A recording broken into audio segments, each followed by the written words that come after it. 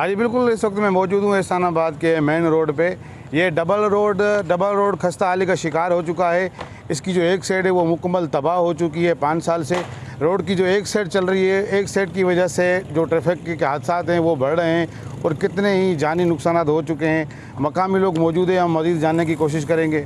ये जो रोड है गुज़िस्ता 5 से 6 साल हो गए ये रोड जो है मुकम्मल ट्रैफिक के लिए बंद है।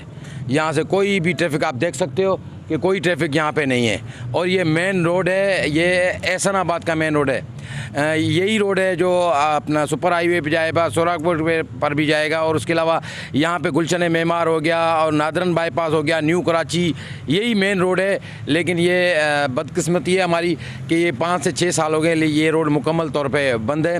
और एक ही रोड है जो चल रहा है जहाँ पे ट्रैफिक की आमद और रफ्त है।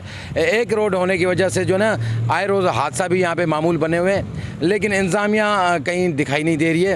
ये बहुत सालों से अरसे से बंद है रोड। ये सिंगल रोड चल रहा है, अगर ये रोड भी खुल जाए तो गरीबों की रोज़ी भी हिसाब हो जाएगा और ये जो एक्सीडेंट वगैरह हो रहा है ये भी नहीं होगा।